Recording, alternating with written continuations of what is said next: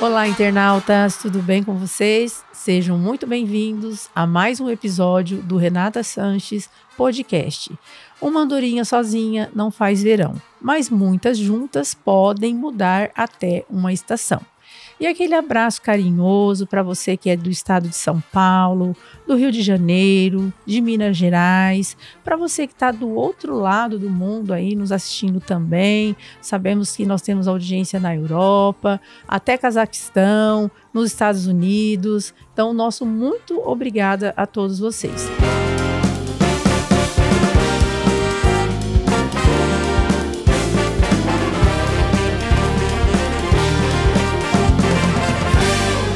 E hoje, aqui no Renata Sanches Podcast, nós temos a honra e o orgulho de bater um papo com essa estrela, Camila Barreto. Seja muito bem-vinda, Camila. Obrigada, doutora. Prazer estar aqui. Saiba que foi um prazer enorme o convite e sabendo que o seu nome também já havia sido citado em algumas enquetes. Fico então, nós feliz. esperamos aí o momento certo e hoje é o momento certo de você estar aqui, contar um pouco da sua história de vida, um pouco do seu empreender, que é muito importante também, e um bate-papo bem descontraído. Tudo bem? Fico feliz, tudo bem. Vamos falar sobre essa foto. Essa foto foi no meu primeiro ano de loja. Quando eu completei um ano de Loué, eu fiz essa foto. Dá para ver que ali atrás tem apenas 2 prateleiras, né? Que era o que tinha na loja. Sim. Né, até pelo espaço também e pelo estoque, que era o que a gente tinha, né? Então, essa foto, ela me traz, assim, uma alegria muito grande, né? De saber como eu comecei, de como tudo começou. E o início de tudo, né? Uhum. Que a gente pode perder tudo, mas não perdendo a essência. Com certeza. Né, Camila? E aí está a sua essência desde sempre. E aí, Camila, fale com o coração o que você sentir. Falar da minha mãe já... Só de ver a foto já me emociona, né? A minha mãe foi meu alicerce, continua sendo, né? Ela partiu muito cedo, mas continua sendo meu alicerce em tudo. Foi por ela que eu comecei a Loué, e é por ela que muitas vezes eu não desisti, né? Claro que primeiramente Deus, sempre, sempre, sempre, sempre. E depois os ensinamentos dessa mulher que foi meu grande exemplo de vida e continua sendo.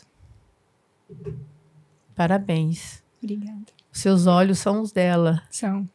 Lembra bastante. Olha que foto mais linda. Essa foto foi quando eu inaugurei a Loué ali no ponto que está hoje, né? Sim. Que é um ponto que é 2 vezes maior do que quando a gente começou, com estoque diferente, né?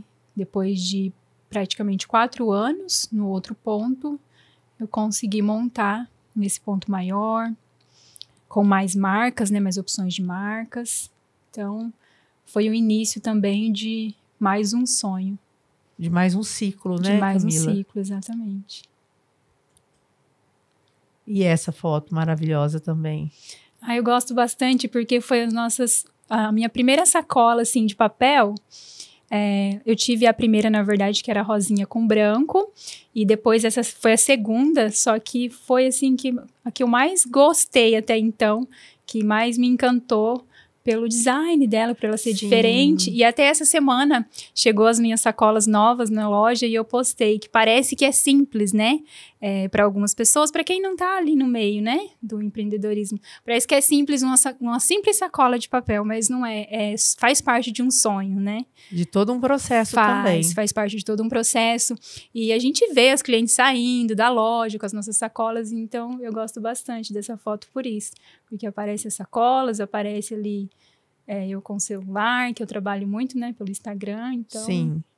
É algo que me remete a um momento também, lindo, né? Um sonho se concretizando. Sim. Camila, você nasceu e cresceu na Vila Silva, certo? Certo. No sítio dos seus pais. Isso. Tá. Como era a vida lá? Alguma memória te define? Sim. A vida lá, o que mais me reflete, assim, o que eu mais lembro de lá foram nós 4. Eu, meu pai, minha mãe e meu irmão. Então, assim, você só tem um irmão, Camila? Não, eu tenho um irmão por parte de pai e mãe, né? Ah.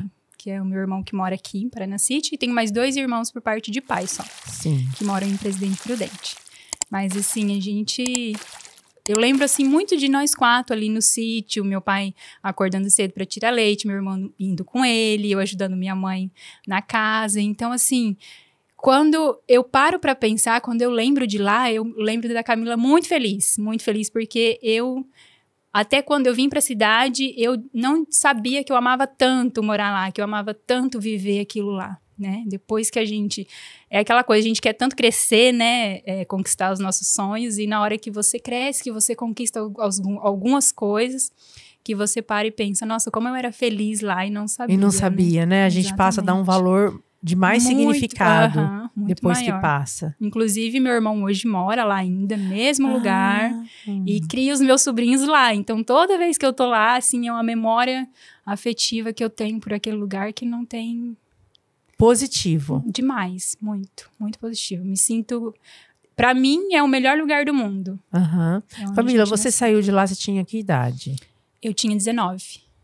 Então, praticamente, a sua adolescência... Foi tudo lá. Juventude, um início bom, foi tudo lá. Tudo lá. Tem algum fato que você se recorda de ter acontecido, ou com você, ou com seu irmão, que ficou marcado? Uma queda, quebrou o braço, tem? Comigo. Pode contar. Tem um fato, assim, que ficou marcado, que até hoje a gente lembra e dá muita risada, que foi comigo, com a minha sobrinha e com a outra prima. Porque... eu sempre gostei muito de andar a cavalo, né?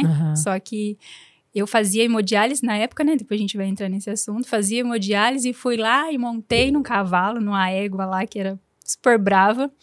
E essa égua disparou comigo, com a minha sobrinha. Meu Deus. E caiu as duas. Graças a Deus, assim, não foi nada muito sério, mas eu lembro que meu pai só não me deu uma surra, porque, né? Antes a gente apanhava mesmo. Sim. Só não me deu uma... Ele ficou com dó. Porque ele ficou com dó. Então, assim, é uma coisa que a gente lembra, assim, dá muita risada. É uma memória que ficou também da minha infância. Ai, que legal, Camila. Então, vamos prosseguir, tá? Antes dos 19 anos, quem era a Camila do sítio? O que você sonhava ser? Já tinha um sonho naquela época? Já. Eu não tinha definido algo como, eu vou ser uma médica, uma advogada, alguma coisa assim. Mas eu sempre tive muito certo de que eu queria ser independente financeiramente. E isso sempre foi muito certo na minha cabeça, eu sempre quis isso. Sim. Então, a partir do momento que eu pude começar a trabalhar, o que eu queria era isso, uma independência financeira. Sim. Né? Por quê? Porque eu vi minha mãe... a vida inteira dela dependendo do meu pai financeiramente, porque ela foi uma mulher do sítio, que nasceu, cresceu, cuidou dos filhos, e sempre dependeu do meu pai em relação a financeiro, né? Sim. Então, eu não queria aquilo para mim, eu não queria precisar pedir, eu queria poder conquistar as minhas coisas com o meu próprio esforço, não que ela não fizesse isso, né? Mas, como antigamente as mulheres não saíam para trabalhar fora, então ela vivia essa realidade, e essa realidade eu sabia que eu não queria para mim. Então, não tinha nada definido. Eu vou ser tal coisa. Mas eu sabia que eu queria ser independente. Sim, já é um grande passo, né? Na vida e na cabeça de uma adolescente ainda. Sim. Lá com seus 19 anos. Uma perguntinha aí para os internautas. E você? Sonhava em ser o quê quando era criança? Conte aqui para nós nos comentários. Sua mãe foi, né? E às vezes continua sendo uma figura central na sua história. Como era o relacionamento de vocês? A minha mãe era minha melhor amiga, para tudo. Por quê? Porque, como eu disse, era apenas nós 4, né? Tinha minha prima, meu primo, né?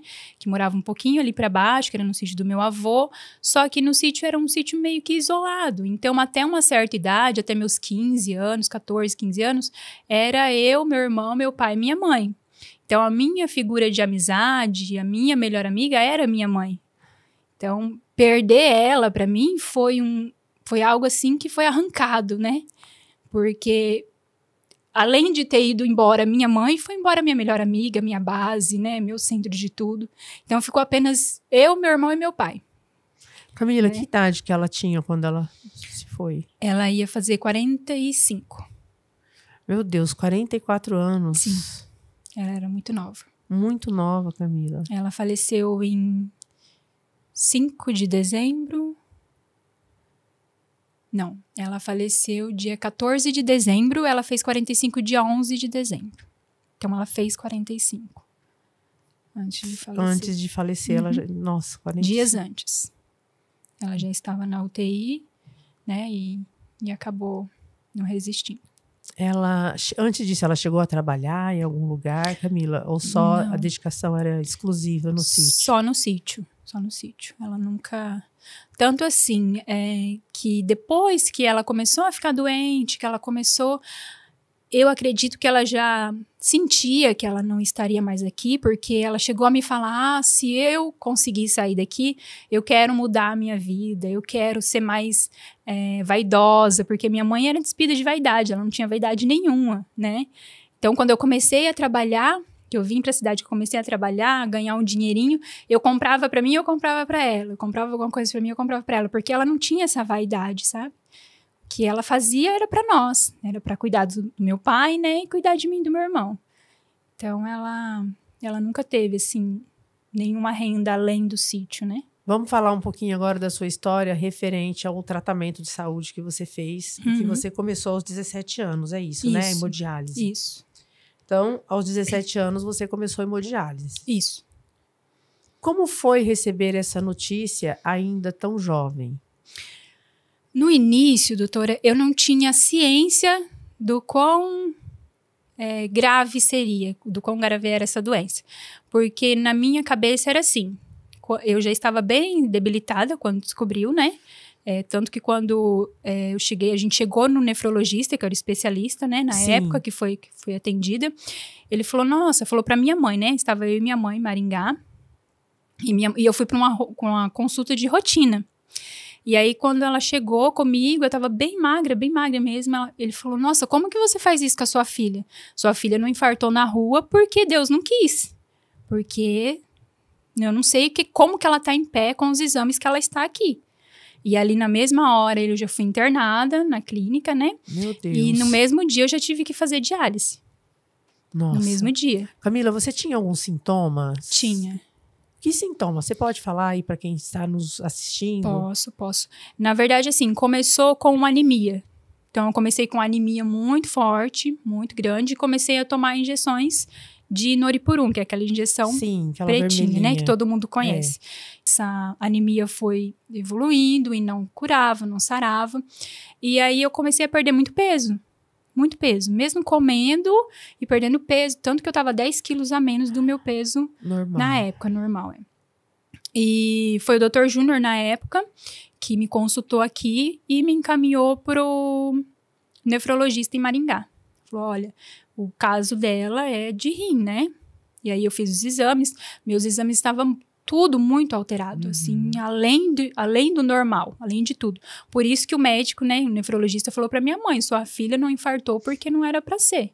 Porque o rim, ele filtra todo o sangue, né, e o meu sangue tava todo sujo. Então, assim, tava comprometendo tudo, todo o meu sistema, todos os órgãos tava tudo comprometido, né, naquele momento. Então, assim, o sintoma maior era a anemia. Eu sentia muita dor na perna, não conseguia andar. Eu era nova, tinha 17 anos, né? Tava começando a minha adolescência.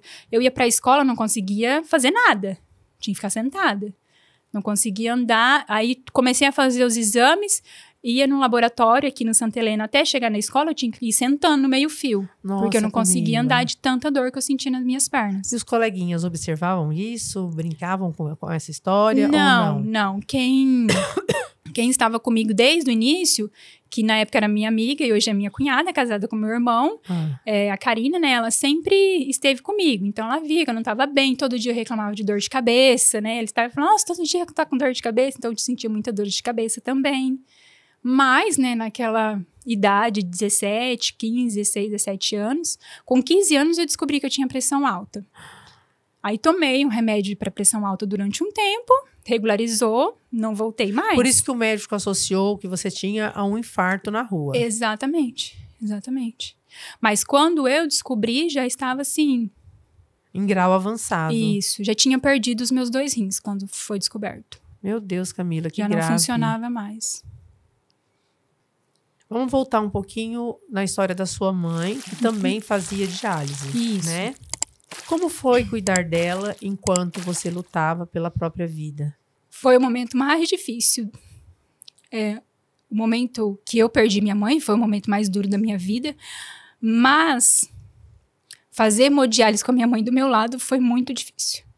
Muito difícil mesmo, porque como eu era jovem, eu acredito, eu não passava mal. Então, a hemodiálise é o seguinte, você entra, você fica ali 4 horas numa máquina e aquela máquina faz o trabalho do seu rim. E eu e minha mãe, a gente fazia diálise uma do lado da outra. Essa cadeira aqui era minha, aquela cadeira ali era dela. E muitas vezes eu via ela passando mal ali, né? Na hora que a gente estava dialisando. Então, assim, foi bem difícil mesmo, sabe? Foram momentos bem difíceis. Tanto que depois que eu fiz o transplante, mais ou menos 2 meses depois de transplante, a minha mãe teve uma convulsão. E eu estava acompanhando ela nesse dia de diálise, né? Eu já tinha transplantado, não precisava mais de diálise. Minha mãe estava na fila de transplante, porque nós fizemos diálise durante 1 ano e pouquinho juntas. Aí eu transplantei. O dela foi descoberto antes, o problema dela? Depois. Foi depois de você. mim, isso. Ela descobriu depois de mim, meu irmão descobriu depois de mim. Meu irmão também é transplantado. Por quê? Meu irmão descobriu porque foi fazer os exames para doar o rim para mim. Aí descobriu que não poderia doar o rim porque também tinha um problema, né? E a minha mãe descobriu depois também. Então, começou comigo e aí foi desencadeando, né? E aí a minha mãe, ela convulsionou. Eu tava esperando ela pra sair da diálise e de repente eu ouvia gritos e gritos e gritos e gritos. Quando eu fui ver, era minha mãe que tinha convulsionado. Minha mãe convulsionou, quebrou os dois braços na convulsão. Assim, eu vivi momentos desesperadores, assim, com ela, né? E são momentos que eu falo, assim, que eu jamais vou esquecer, jamais. Ela passou 21 dias internada, né, no HU, e eu com ela, dormindo no chão do hospital, ali, recém-transplantada, os médicos ficavam loucos comigo, porque não podia, né? O problema de infecção é muito grande, né, pós-transplante. Só que, assim, Deus sabe de todas as coisas, né? Eu acredito que tudo isso me fortaleceu muito, em muitas coisas. Claro que ninguém quer ver uma pessoa que a gente ama passando pelo que ela passou, né? Isso dói muito, assim, de lembrar tudo que ela passou, tudo que ela viveu. Mas Deus sabe de tudo, né? Eu acredito muito que isso me fortaleceu para viver coisas que eu vivo hoje. Sim. Então, muitas vezes as pessoas falam, mas você já passou por... Você tá passando por algumas coisas, mas ninguém vê você chorar, ninguém vê você reclamar. Eu falo, eu já passei pela pior fase da minha vida.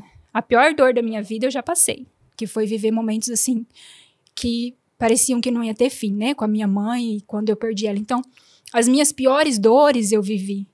Então, hoje, se eu passo alguma coisa na minha vida, eu jamais vou ficar reclamando, falando e murmurando, porque eu sei o que é um problema de verdade. Um problema de verdade, exatamente. Camila, e com ela, não foi sugerido o transplante? Foi. Ela... Aí, logo após, né, que eu transplantei, eu entrei na fila de transplante de Curitiba. Até então, eu fiz hemodiálise durante 2 anos e meio. Durante 1 ano e meio, um pouquinho mais, eu fiquei na fila de Maringá. Fazia diálise em Maringá. E aí, o médico sugeriu que eu fosse para a fila de transplante de Curitiba. E assim, meu pai e minha mãe me levaram para lá. Isso, assim, em 2 meses que eu estava na fila de lá, eu já recebi o rim. Então, foi muito rápido. Até porque eu era nova e tudo mais, né? Então, isso contribui muito, sim, né? Sim, a questão da compatibilidade. Isso, né? Meu sangue é AB positivo, que é um sangue que recebe de todos também. Então, assim, tudo isso, né, conta. E assim que eu transplantei, na clínica que eu dialisava em Maringá, muita gente foi para Curitiba. Então, eu até sou muito feliz por isso, porque bastante gente, que a gente meio que forma uma família na diálise, né? A sala que eu dialisava tinha mais de 20 pessoas. Então, era uma sala enorme, assim, e a gente ficava todo mundo ali conversando. A mais jovem era você? Era. Tanto que eu completei meus 18 anos na sala de diálise. Eles fizeram festa, colocaram bexiga e tudo, teve bolo para todo mundo. Então, foi bem assim, são memórias assim que jamais serão apagadas. E assim que eu transplantei lá, muita gente foi para Curitiba, né? Porque Curitiba, capital, então o pessoal, inclusive a minha mãe. Então minha mãe, quando faleceu, ela estava na fila de transplante. Nossa. À espera de um rim. Só que, infelizmente, não deu tempo. É de arrepiar sua história. E assim, doutora, tem um fato assim que é muito... que eu gosto muito de falar, né? Eu já testemunhei na igreja, eu gosto muito de falar, porque eu vejo tudo isso, tudo que acontece na minha vida, eu vejo que foi Deus, foi a mão de Deus em tudo, inclusive nisso, e principalmente nisso, porque eu falo que eu sou um milagre, porque o médico falou pra mim, falou pra minha mãe que eu poderia ter infartado, que eu poderia ter morrido. Eu fiz diálise durante 2 anos e meio, e com 2 meses que meus exames estavam praticamente prontos, né, para eu entrar na fila de Curitiba, eu já fui chamada para transplantar, e eu estava, no dia que eu fui chamada para o transplante, eu e meu pai, a gente estava se preparando para ir para Curitiba, porque eu ia levar os últimos exames para a fila de transplante. Então, era mais ou menos umas 6 da tarde, morava no sítio ainda, a gente estava se preparando, arrumando mala, seria uma viagem bate e volta. Então, ia chegar lá, levar esses exames, o médico ia ver, ia voltar para casa e continuar a seguir fazendo diálise, né, até aparecer esse rim. Quando foi por volta de umas 6h30, o telefone tocou, eu atendi, e eu nunca vou me esquecer disso. O Dr. Ricardo falou: Camila, eu preciso de você amanhã aqui, 6 horas da manhã, que tem um rim para você. Então, assim, a gente já estava pronto para ir. A gente sabe que daqui a Curitiba são 600, 700 quilômetros. Então, Deus já tinha preparado o meu rim naquele dia, né?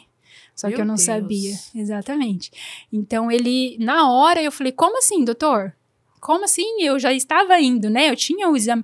Ele falou: não, se você já estava vindo, então agora você aumenta a sua mala, porque você vai transplantar e você vai ficar aqui 1 mês. Meu Deus. E aí eu fui assim, naquela ânsia do transplante, em nenhum momento eu senti medo, não senti nada, assim. A minha alegria era tão grande, meu Deus, vou transplantar, vou parar de dialisar, não vou precisar mais de uma máquina para viver, que eu fui na maior alegria do mundo. Nem coloquei na cabeça a proporção de um transplante, né? Ai, vou fazer uma cirurgia, vou passar por uma cirurgia tão grande. Não. A minha única preocupação era eu transplantar logo e me livrar de tudo aquilo, né? Aí você já estava com 19? Já estava com 19. Eu faço aniversário em junho, eu transplantei em novembro. 25 de novembro. Nossa, Camila. Então, aí no outro dia chegamos em Curitiba, eu e meu pai, né? Chegamos em Curitiba por volta de umas 6 e pouquinho da manhã, fomos direto pro hospital e meio-dia eu tava no centro cirúrgico. Nesse transplante, a sua mãe ainda estava? A minha mãe estava, só que a minha mãe fazia hemodiálise, então ela não pôde me acompanhar. Né? Então ela ficou com o meu irmão ficou cuidando dela, né? E foi a coisa mais linda, assim, foi muito emocionante, né? Na hora que ele ligou falando que esse rim estava disponível para mim, porque aí todo mundo chorava, minha mãe não sabia se chorava de alegria, de preocupação, de não poder estar junto, né? De não poder estar ali comigo nesse, né? Uma cirurgia muito grave, então meu pai já estava indo, e aí nós fomos de mala e cuia, igual diz o pessoal, para o transplante e ficamos lá durante 1 mês. Nossa, Camila. Aí transplantei, depois de 1 mês. Não deu 1 mês, porque 1 mês dava dia 25 de dezembro, né? Que seria dia de Natal. Então, eu voltei um dia antes, dia 24. Foi o meu segundo, a minha segunda data de nascimento, que é dia 25 de novembro. Teve algum dia da sua vida em que você pensou: não consigo? O que te segurou? Teve durante o tempo que eu fazia diálise, né? Que foi dos 17 aos 19. Chegou um tempo que eu falava: meu Deus, por que eu tenho que passar por isso? Porque eu perdi a minha juventude, né? Porque aí logo depois eu perdi minha mãe, e eu me tornei a mulher da casa, eu tinha que trabalhar, eu tinha que seguir em frente, porque eu não tinha mais ela, tinha meu pai, né? Meu irmão já estava casado, então eu tinha que seguir minha vida. E nesse tempo onde eu fazia hemodiálise, eu falei: Deus, por quê? Porque eu via todo mundo naquela fase, né, dos 17 aos 19, as meninas saindo, se divertindo, namorando, seguindo uma vida. E eu tinha que ficar presa. Se eu não fosse fazer hemodiálise no dia certo, marcado, eu fazia 3 vezes na semana. segunda, quarta e sexta. Aqueles dias eram sagrados, não podia faltar, porque se eu faltasse, no outro dia eu puxava minha respiração, não sentia, não conseguia respirar. E eu não queria, chegava segunda-feira, eu não queria ir, eu queria só fazer o que eu tinha que fazer, ir pra escola, voltar e seguir minha vida, e eu não tive essa opção, né? Ou eu iria ou eu iria. Então chegou uma fase, sim, que eu pensei, e se eu não for mais? Eu cheguei a falar isso pra minha mãe, né? Eu não quero mais, eu não vou mais, se eu morrer, tudo bem. Né? E o que me segurou foi Deus. Foi Deus. Que eu lembro que nessa fase, ali na hemodiálise, eu conheci, né, uma enfermeira, que ela me tratava como a filha dela, até porque ela tinha uma filha que tinha a mesma idade que a minha. Então, acho que ela via, né, Sim. a filha dela em mim, que era a Laura, e ela me deu uma Bíblia, e ela me incentivava a ler a Bíblia, então eu comecei a ler a Bíblia ali, né, enquanto eu fazia hemodiálise, e comecei a falar com Deus, e foi Deus que me sustentou e que me sustenta até hoje. Então eu comecei a sentir a presença de Deus, eu comecei a sentir o que era Deus a partir desse momento, quando eu pensei em desistir da minha vida. Foi em 2009 o transplante? Isso. Tá. Dia 25 de novembro. Como foi para você, Camila, acordar do procedimento sabendo que uma parte de alguém estava salvando você? Primeiro, é até engraçado, porque quando eu acordei, eu olhei pro lado, assim, falei, gente, já fiz o transplante? Mas isso tinha se passado horas, né? Que eu acordei no outro dia. Eu entrei no centro cirúrgico meio-dia, eu saí, acho que por volta de umas 7 da noite, só que eu fui acordar mesmo no outro dia.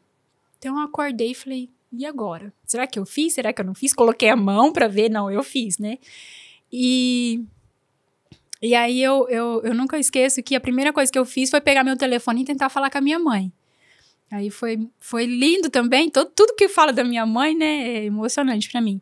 Mas foi lindo porque ela não esperava que eu fosse já ligar pra ela, né? Então, quando ela atendeu o telefone, ela falou... Oi, bem, que ela achava que era meu pai, né? Eu falei, não, mãe, sou eu. Filho, não acredito, tudo bem? E aí, como é que tá? Então, assim, nesse momento, eu não me toquei que tinha uma parte de uma pessoa dentro de mim que tinha salvo a minha vida. Depois, com o tempo, né, que a gente vai... Eu falo, meu Deus, como que Deus é perfeito, né? E...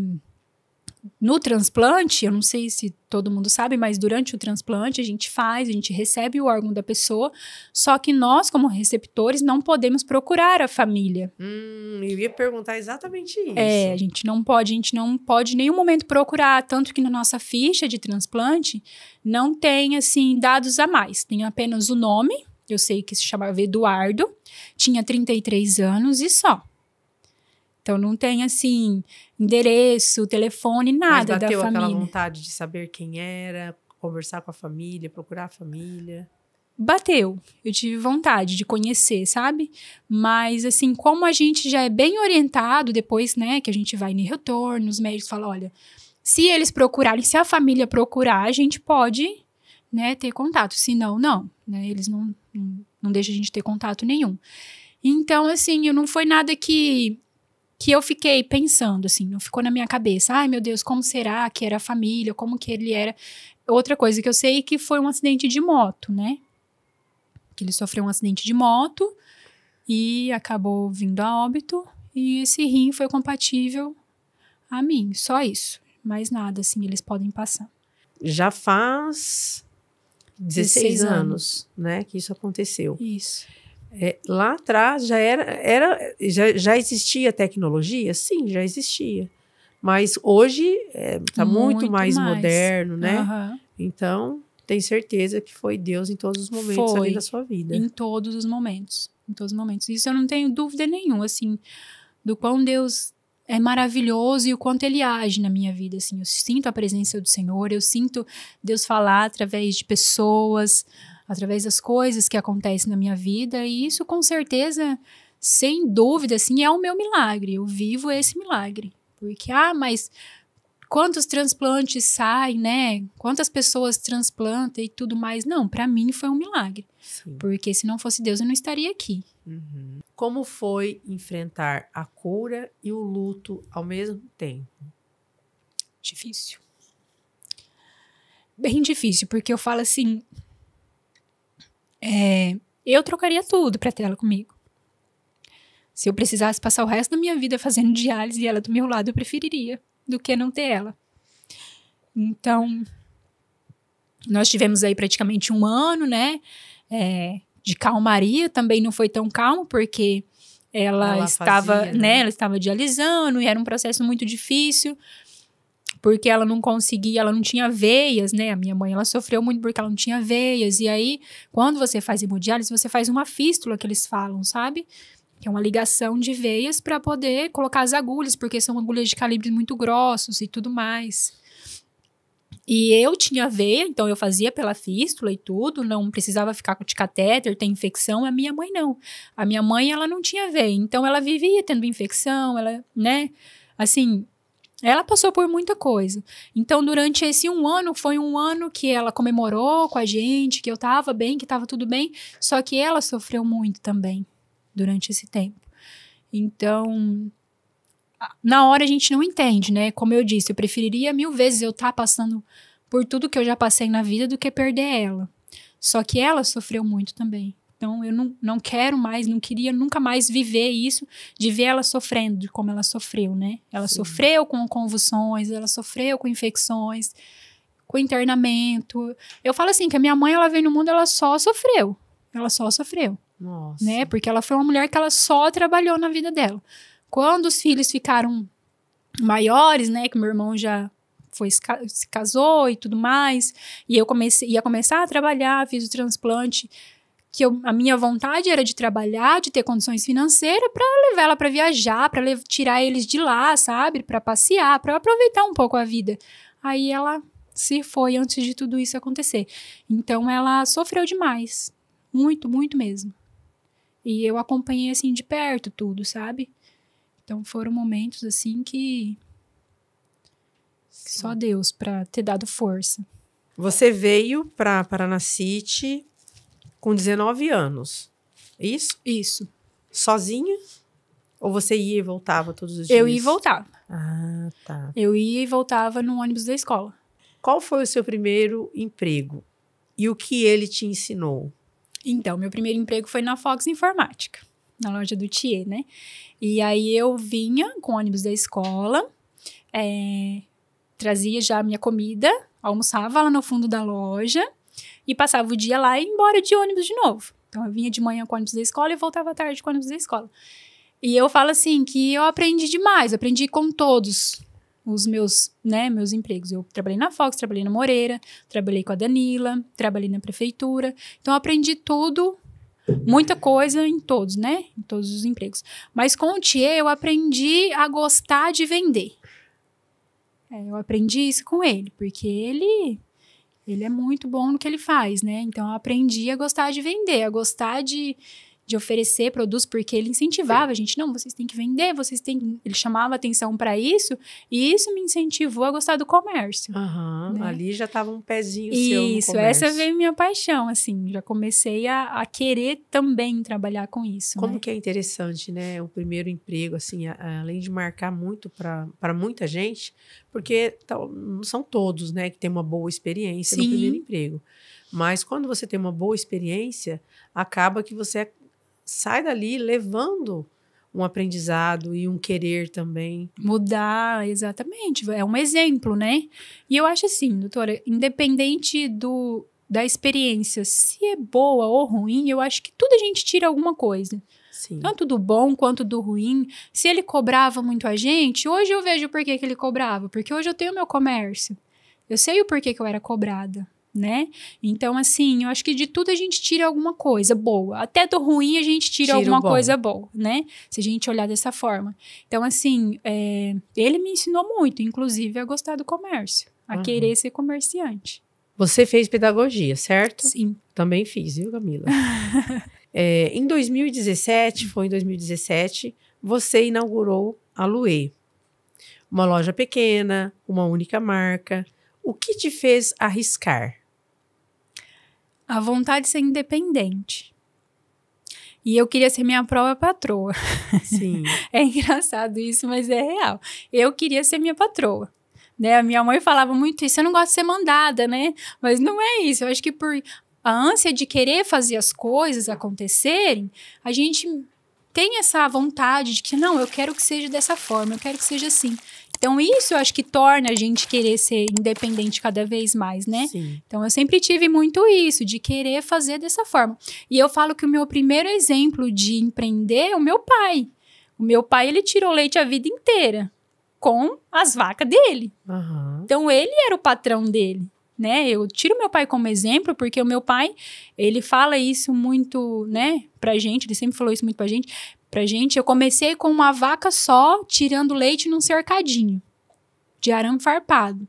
Meu pai é um exemplo de empreendedor para mim. Ele começou com uma vaca só, tirando leite num cercadinho. Hoje ele tem um sítio aqui perto, né, perto ali da farinheira. Ele, né, já é aposentado, vive tranquilo, tem as economias dele, né, manteve o sítio que ele morou muitos anos comigo, com a minha mãe e com o meu irmão. Meu irmão mora nesse sítio hoje. Também é um empreendedor, sobrevive disso, né? Então, assim, o meu exemplo de empreendedor é o meu pai. Meu pai sabe administrar muito bem as coisas. Eu vi ele crescer com isso, né? Com uma vaca só. E hoje, né, consegui deixar algo para o meu irmão trabalhar também, né? E conquistar as coisas dele. Sim, muito bem. Luê vem de Lueli, é isso? Isso. Tá, que é a sua mãe. Que é a minha mãe. Como ela está presente no seu dia a dia na loja? A minha mãe, ela está presente em tudo, né, na minha vida. Só que na loja, eu acho que meu maior acerto em relação à loja foi o nome da loja. Porque, principalmente na pandemia, na época da pandemia, eu falava, meu Deus, eu vou ter que parar, porque a gente vai fazer o quê? Loja fechada. Aí começamos com o Instagram naquela época e tudo mais. O que eu vou fazer? Mas eu olhava e falava, gente, chama Luê, de Lueli. Como que eu vou desistir? O que a minha mãe ia pensar? Então, assim, a minha maior referência de eu não parar, a minha maior importância ali que eu dou é o nome da loja. É porque a minha mãe, se ela tivesse aqui, eu sei que ela ia querer que eu continuasse. Então, assim, ela está presente em tudo, mas o nome da loja, que era o nome dela, é que me fortalece ali. Sim. Para não parar. Graças a Deus, hoje a gente, né, já tá melhor, trabalhamos com várias marcas e tudo mais, enviamos, mas já passei alguns perrengues que já pensei em desistir algumas vezes. Todos os empreendedores, sim, principalmente na época da pandemia, sim, pensou em desistir. Eu acredito que sim, que foi bem difícil. Foi muito difícil. Foi desafiador demais para todo mundo, né? Foi. Como você se sente tendo seus produtos enviados aí para todo o Brasil? Eu tenho, assim, um orgulho muito grande. Porque eu olho, assim, para trás, eu vejo a Camila lá da Vila Silva, que tinha um sonho de não depender financeiramente de ninguém, de ter, né, as suas coisas, de poder crescer com alguma coisa. Então, hoje, na hora que eu tenho clientes em Curitiba, eu tenho cliente em São Paulo, eu tenho cliente no Mato Grosso. Então, hoje, na hora que as minhas clientes me procuram, as clientes daqui, as clientes de fora, eu tenho um orgulho muito grande, assim, da onde a Luê está chegando, assim, que eu tenho certeza que vai conquistar muitas coisas ainda, né? Com certeza. Mas da onde a Luê chegou até hoje, eu me sinto muito orgulhosa com isso, muito mesmo. Você diz ser extremamente grata por estar viva. Isso aí é notável. Como a doença mudou a forma de você ver a vida? É o que eu falei, até no ruim a gente tira algo bom, né? Então, e muitas vezes quando a gente está passando pelo vale, a gente acha que não vai suportar, a gente pergunta por quê, a gente questiona Deus. O que eu aprendi com a doença? Não questionar o ruim. Eu não questiono o ruim mais. Eu só falo, depois eu vou saber o porquê que eu passei por isso. Depois eu vou entender. Porque tudo a gente vai tirar de algo bom. Então, a doença, ela me fez crescer como pessoa, como mulher. Eu passei da minha juventude para mulher muito rápido. Eu não tive aquela fase de juventude e tudo mais. Não, eu tive que crescer. Eu fui forçada a crescer. E isso poderia ser algo ruim para mim, mas não. Para mim foi bom. Foi bom depois que eu entendi, né, que foi bom. Porque eu não desisto fácil. Não é, ai, aconteceu qualquer coisa, não vou desistir. Então, a doença, ela me trouxe isso, essa força.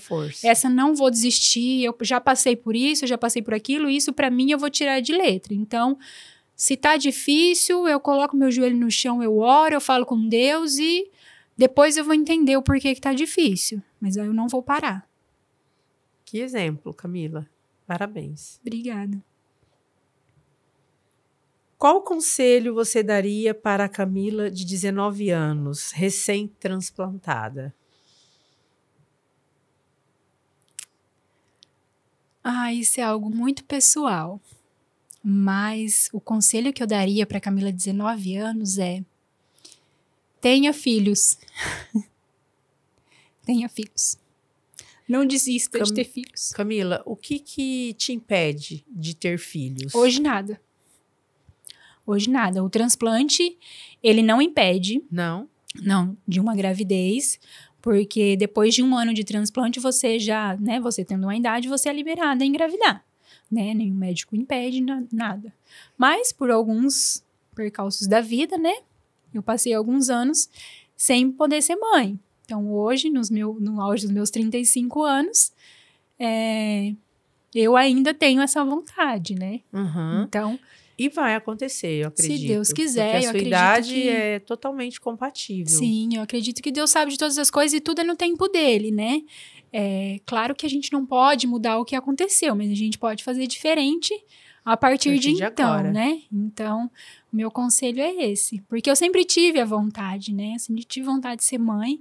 E aí eu abdiquei alguns anos da minha vida. Tentei mudar isso dentro de mim também. Falei pra mim mesmo que eu não queria, né? Durante algum tempo.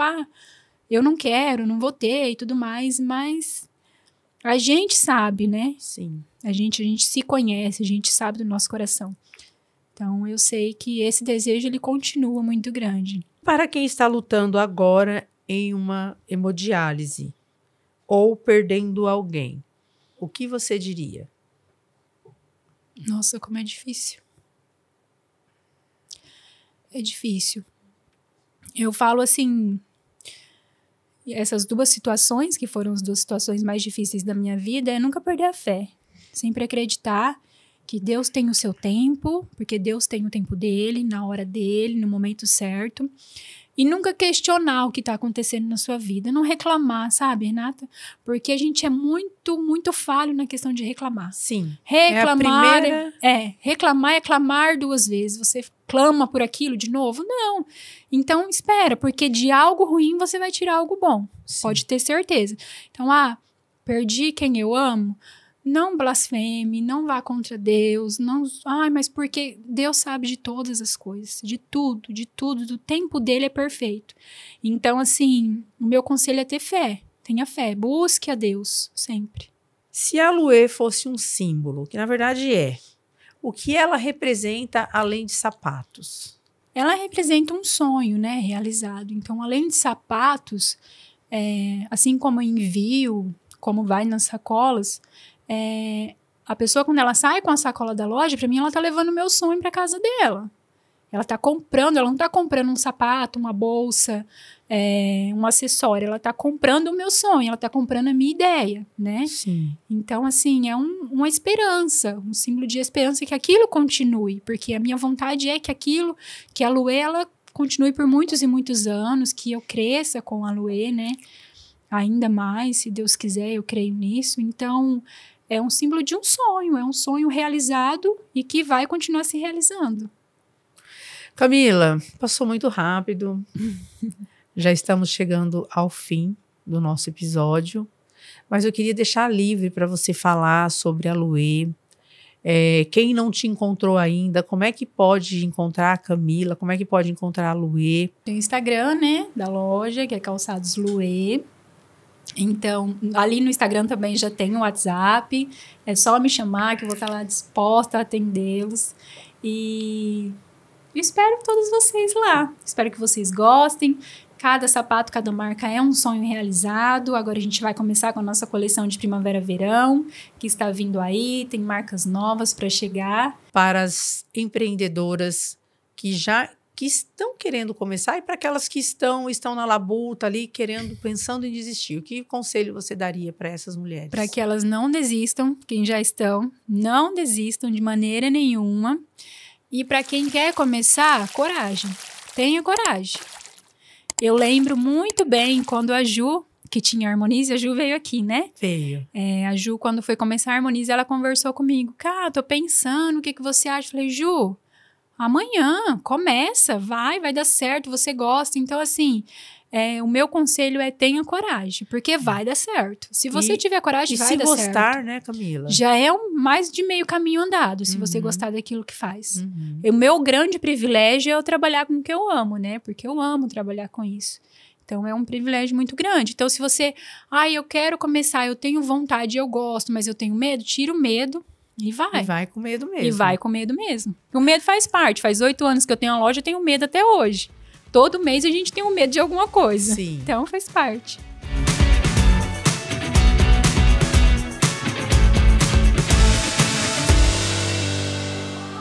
Camila, Deus para você, o que significa? Tudo. Tudo na minha vida, minha base. Família? Minha família é meu porto seguro. É onde eu me sinto feliz. Minha família, meu pai, meus irmãos, meus sobrinhos são a minha felicidade. Sim. Carreira?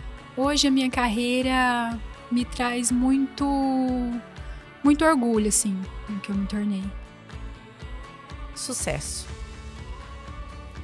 Eu acredito que eu ainda não alcancei. Será, Camila? Eu acredito que não.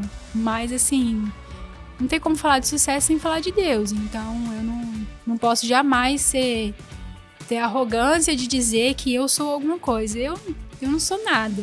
Nada. Quem é Deus na minha vida.